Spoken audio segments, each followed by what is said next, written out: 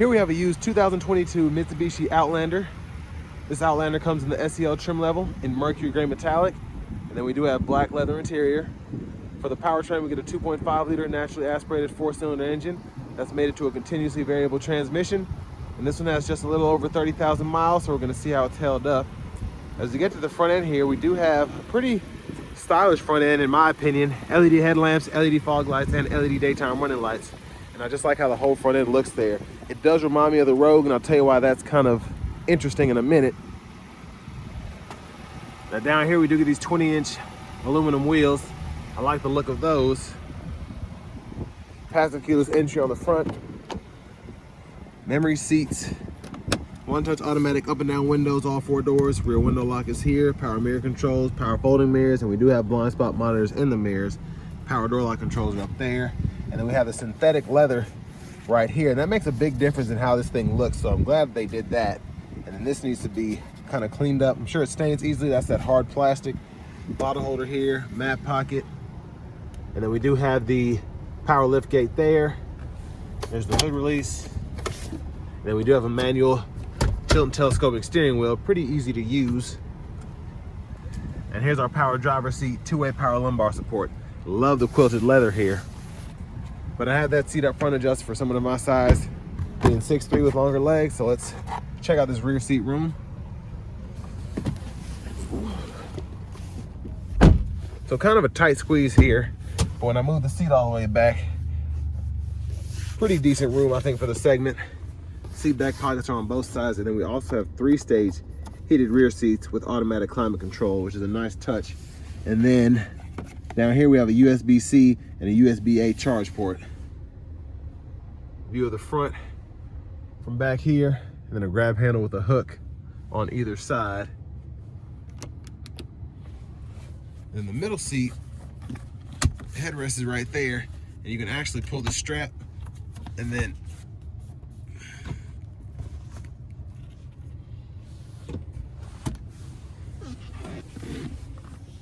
cup holders are right there. So it's kind of a weird thing to do, but you can do that and make them captain's chairs kind of.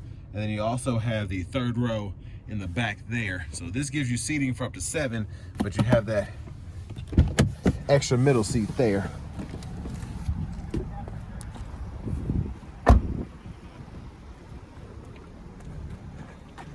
But there's the back end there. Let's go ahead and pop this lift gate.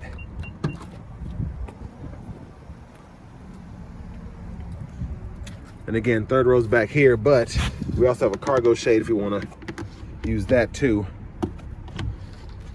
And then you can kind of take that out on either side and fully use this, but you also have the release if you want to fold that 2nd row down from back here, and you can also fold it from the seat itself too.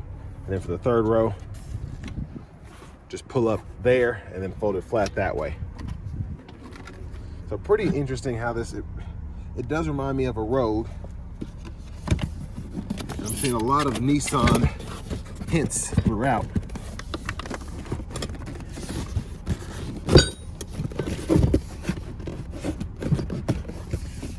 I feel like they really made a tight squeeze out of this thing. Okay.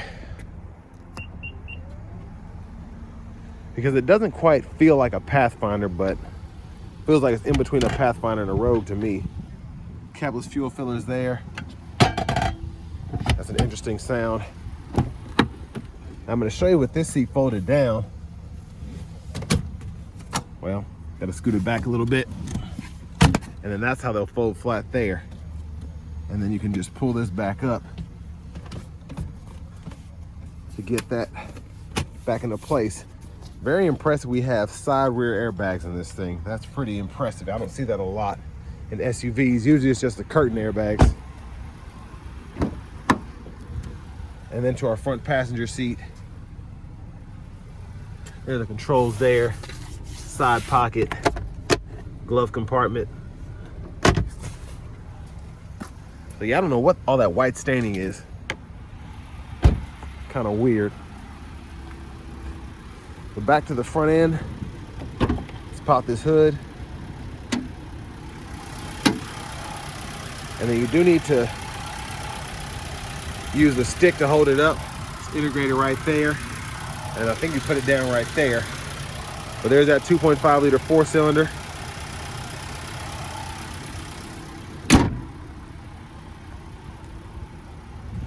Let's just go ahead and hop in the driver's seat. So leather wrap steering wheel here. Feels nice, interesting horn sound. Over here to the radio, we do get our navigation system here, and you can set all that up to go home or whatever. We have AM, FM, XM radio, along with Bluetooth audio. And then we have wireless Apple CarPlay, wired Android Auto compatibility. And then here we have all of our settings. Hit this others thing if you want to go ahead and change your units, language, and then different display settings are available as well. So pretty similar to the Nissan infotainment system. I'm sure this was borrowed from them, but there's the front camera there with the bird's eye view. And there's the backup camera with guidelines with that bird's eye view there. The volume can be adjusted here. Click there to mute the audio. Then we have a tune knob here. Push that to get the bass and all that set up. And I'll show you, just like in the Nissans, you can pull that up and then you can adjust it, or you can use the screen. Or maybe you can't use the screen, I apologize, but it pulls it up on the top and you just use that to adjust. Hazards are here. Dual zone automatic climate controls, the defrosters, fan speed can be adjusted here, fan direction. I like that we have 2 separate buttons to adjust the rear climate controls. You don't have to like do 3 different things to get to those controls. 3-stage heated front seats. USB-C and USB-A input are here, and then a wireless charging pad right there, along with your 12 volts. And then for the shifter, just hit the brake, pull this button, drive, tap down for manual mode, hold up for neutral, and then push the button, pull all the way up for reverse. Press P for park. Kind of reminds me of my old Infiniti. And then we do have our drive modes here. So normal, eco, and then we have the tarmac, gravel, and snow modes there. And you get nice graphics here when you go through that on the gauge cluster. So that's pretty interesting. And then an electronic parking brake, pull up to engage, hit the brake, press down to disengage. Automatic brake holds there. Bottle holders, center console cubby space. Up here, lights, sunglasses holder. And there's a view of the back seat. But back to the steering wheel, headlamp controls. You have the auto high beams on the left side, first and foremost. Headlamp controls are here. You can set that to auto, and then fog lamp toggles there. Blinkers, flash, and then you can just, when the low beams are on, put those high beams on like that. And then we do have the windshield wiper controls. So one time off, we have automatic wipers. So there's the auto mode there, low and high. We can adjust the sensitivity of the auto wipers here. And then we have a rear wiper intermittent on there. Push back for the rear wiper fluid, pull up for the front wiper fluid. And even though this is a CVT, we do have the paddle shifters behind the steering wheel if you want to quote unquote manually shift the gears there. Volume can be adjusted here. Track cluster, radio station presets can be gone through here. And we can use this to go through our gauge cluster, just like in the Nissans. So within each menu, you can go through the sub menus there, kind of scroll through everything when applicable. And then your settings are in here, and you have all of your additional things you can go through as well. So if you want to set your units up there instead of going through the screen, you can do that. And then you can also adjust your shortcut menu by pushing that button. Bluetooth, voice recognition, and then we do have the safety suite, similar to the one on Nissan. So you can see all of that can be toggled on or off. And then the cruise control, with that being the intelligent cruise, we can adjust the gap there, set the speed and whatnot there. I like that all this is digital, by the way, so that's a nice touch. And then push button starts here. Finally, here's the key fob, and even that looks like the key fob for a Pathfinder or the Rogue. And next, let's go ahead and take this 2022 Mitsubishi Outlander SEL out on the road for a test drive. Now, starting the test drive in this Outlander SEL, it's already giving me kind of a weird shake pulling from the front. I don't know if a tire is low or what, or where it's been sitting, but it's kind of loud right now, and it could just be because these are 20-inch wheels on here. So I have this thing in manual mode now, and the paddle shifters are fun with the CVT just because where it's continuously variable, it's not like you're actually having a shift point to deal with. You're just kind of messing with the revs of the transmission.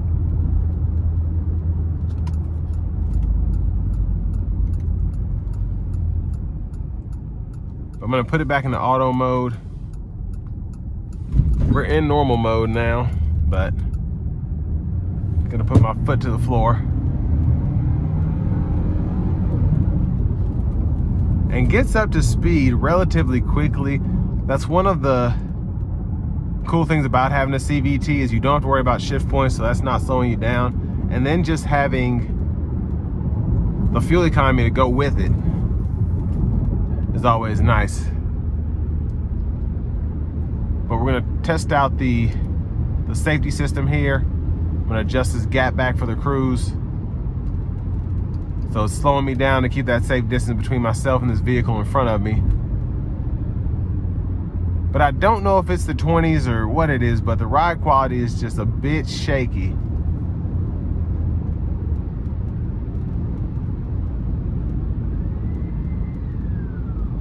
But I mean,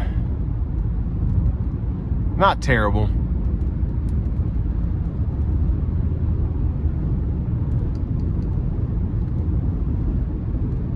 And wind noise isn't bad.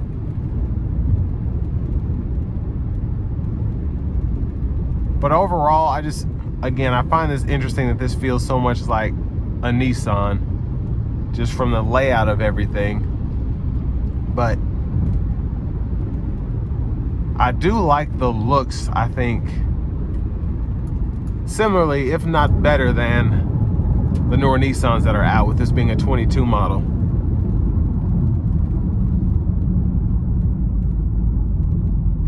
But I mean, the overall driving of it is pretty normal, what I expect from a Mitsubishi / Nissan. The steering's loose for me, but it's what a lot of people like. Now, I'm not sure what this vehicle is going for now, but it does, and this is just my opinion, it feels sort of cheap to me, just how everything is made up. I do like that we have real leather seats. That's a nice touch.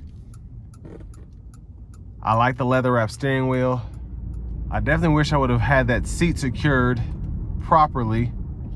Again, I did forget and I apologize, so it's just going back and forth. But other than that, I mean, the inside does feel like something that my girlfriend would like. It has a 2.5 liter naturally aspirated 4-cylinder. You have the CVT, and people who just like how cars look and how they feel, not necessarily how they drive, won't have any complaints with this, I don't think. Now, you want to keep the CVT properly maintained, like you pretty much do with every transmission, but CVTs are just, it might be because they're newer transmission styles, but they're known to have issues if you don't maintain them properly. And even when you do maintain them properly, they like to give out. But I mean, it drives, again, for what this is and for its target market, it drives very nicely. And I think if you're in the market for, let's say, a RAV4, a Rogue, something along those lines, but you want a third row, this is gonna be the way to go. Because I don't like how either one of those drive. I like the new 1.5 turbo 3s from the Rogue, because those feel so quick. But you still have the CVT. I don't like how the engine kind of coincides. The VC turbo engines, I don't like how they coincide with the CVTs. And I had a 2-liter QX50 with the VC turbo and a CVT. Hated that, just absolutely hated how it drove. But again, my girlfriend loved that vehicle, except that it took premium gas and she had a lot of issues out of it. But anyways, so again, if you're in the market for something like this, I feel like you won't be disappointed with it. I do find it to be a tad expensive, especially new for what it is. But if you're looking for a 3-row SUV and don't want to pay Pathfinder pricing, definitely a nice sweet spot in my opinion. With all that being said, this will bring me to the end of my review of this 2022 Mitsubishi Outlander in the SEL trim level.